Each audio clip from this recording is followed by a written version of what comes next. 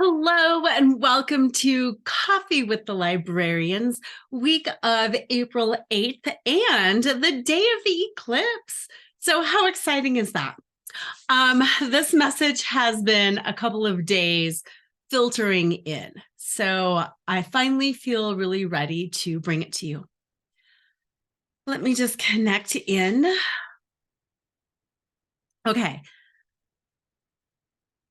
What the librarians want to talk about is identity. And there is a shifting identity on the planet, as well as within all of us and each of us. And when we are shifting our identity, oftentimes it feels more like a loss than a gain. And they really want to point out that the shedding of the old is not a loss. The shedding of the old is not a loss. The shedding of the old is truly a revealing of what has been there all the time. And there's a lot of talk about things like ancestral healing going on right now. And they're saying it's more of an uncover. They're saying uncoverment, not uncovering. I'm pushing back on that, but they're saying it's an uncoverment. There's something with that word, uncoverment. I'm not quite sure what it is, but that's what it is, that we have had so many layers put on us. And those layers of judgment, those layers of belief have been meant to keep us down. And in particular, they're asking us to think about everything that is traditionally called feminine, soft skills, weakness, irrationality, connection. All of these skills that are traditionally associated with the feminine are actually the skills that will help us transcend and transmute and connect to the divine. The reason that these soft skills, have been hijacked is because that is the fastest route to our heart. That is the fastest route to our true connection with God, with spirit, with source, with who, look, I'm getting a phone call, with who we are. And what they're asking us to do is to understand why that happened, to understand that our beliefs have been hijacked. And anytime we feel a trigger, like you can't do that, or nobody should do that, or I need to be embarrassed by that. That's the biggest one. I need to be ashamed of that. I need to be embarrassed by that. It's a clue that what has been covered is done to decrease our own power, is done to diminish our own power. So as we're thinking about all of the things that we feel ashamed of or feel like we're being judged for, so often those are the things that will put us back into our own power. And that's why it's the uncoverment. It's the uncovering of these different ideas and beliefs and judgments that have kept us disconnected from our heart, disconnected from our soul, and disconnected from who we are. And the looping this back to the beginning, the changing identity, so much of our identity is false. So much of our identity is a label. I have this condition. I'm a narcissist, a sociopath. I have ADD. I have ADHD. I have cancer. I have alcoholism. I have like all of these labels.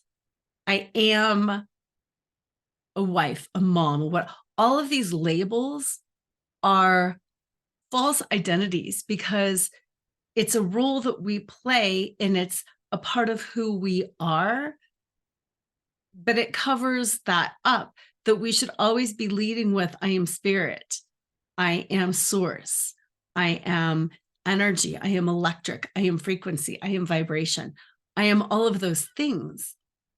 And the reason that we feel this identity is scary and it's a loss is because we attach to those external things instead of attaching to the one internal thing, which is the energy of who we are, the vibration and frequency of who we are. So this shifting identity, this changing identity, this global identity crisis that not only the planet is going through, but we're all going through as well, is just the shifting of we are the nation, we are the United States, we are the UK, we are like all of these things that we attach to, they're just labels. We're all just humans on a planet. We're all earthlings.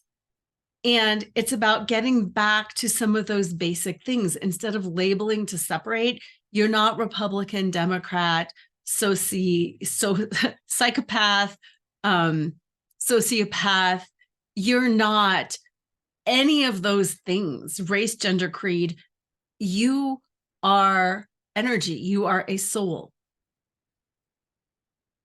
The identity crisis is just helping us shift into what we really are and who we really are at our most base level. And what they're saying, and they're very clear to say, this is not a threat. Do not take this as a threat. But what they're saying is, as things get stripped away and we lose all of these different things, we lose our governments, our nations, we can't be proud Americans. We can't be proud Broncos fans or Patriots fans or whatever. Like, as we're losing all of these things and as we get stripped down to our pure essence, that's where our power is. That's where our connection and strength is. And the challenge around that is to start stripping out of all of those things on your own and connecting to your pure essence.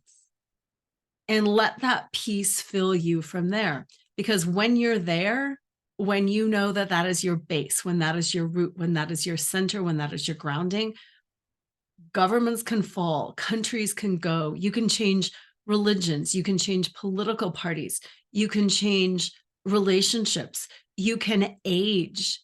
That's a big one that they're throwing in. You can age and you can still be comfortable. You can gain weight, you can lose weight. Like, you can switch teams, you can do all of these things, but because you're identified with your essence, everything is okay.